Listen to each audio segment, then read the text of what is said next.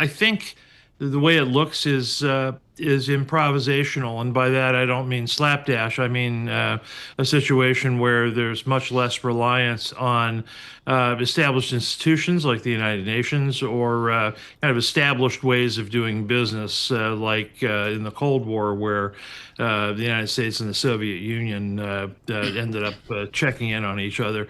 The watchword of the Trump foreign policy is interdependence, and that's the way the diplomacy runs too, I think. But there's now an outlet for Right. potential diplomacy here. I listened carefully. A wonderful interview on CNN yesterday with John Bolton.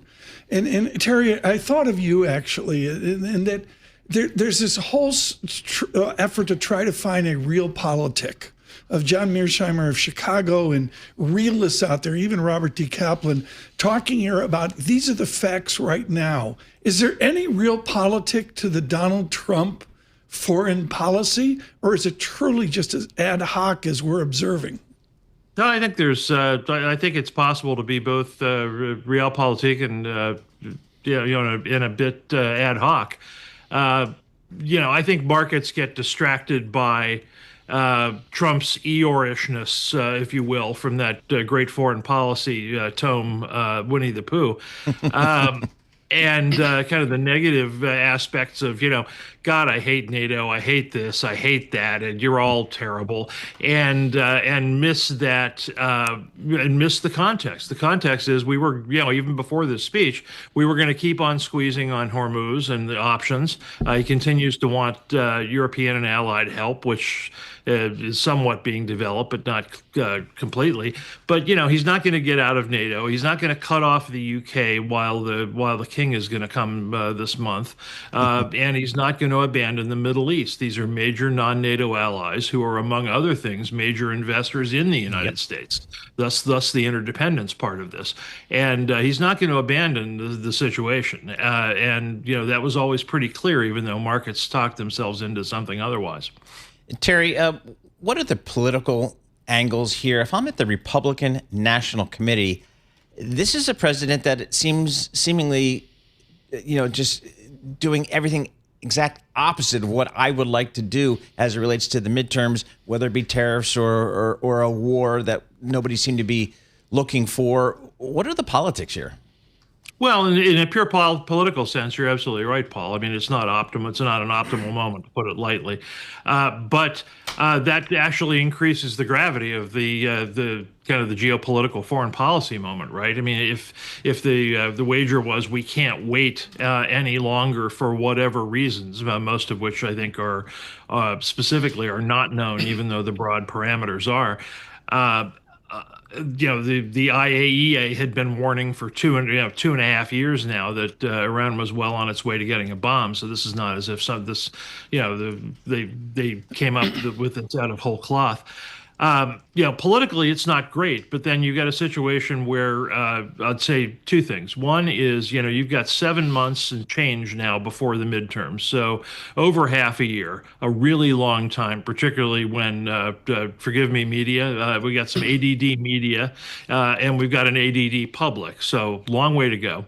And secondly, everything is compared to something else, and people focus on Trump's approval ratings, I think, and forget that he is the most popular political entity in the United States right now.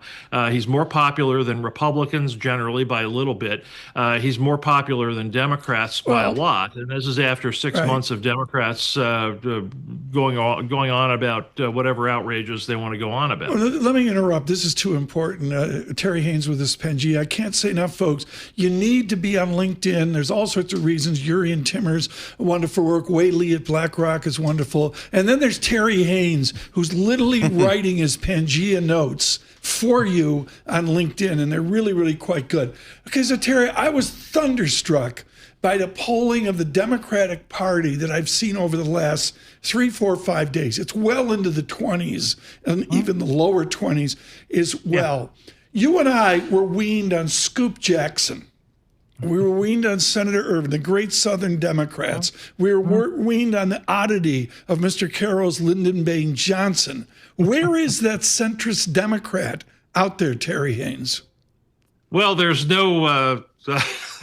There's probably more oddity than ever. But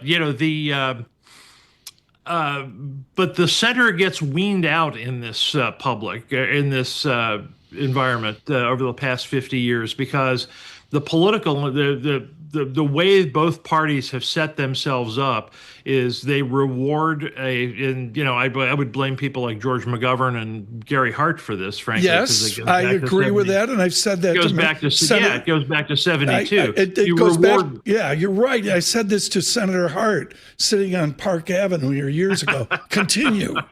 But the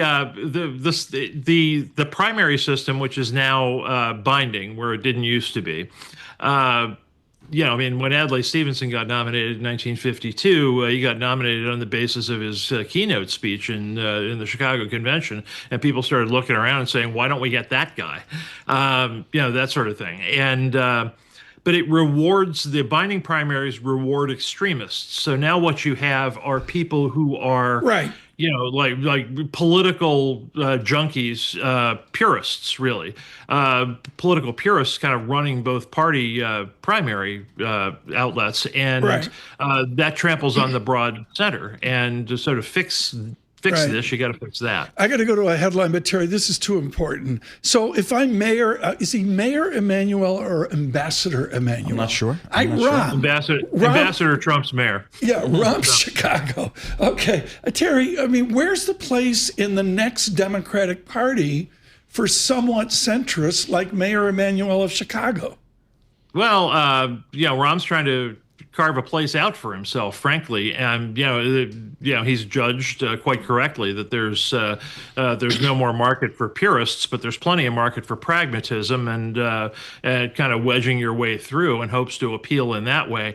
But to do that, though, he of course has to attract money and energy right. that now resides with the purists in the party, so he's swimming against right. The tide to some extent.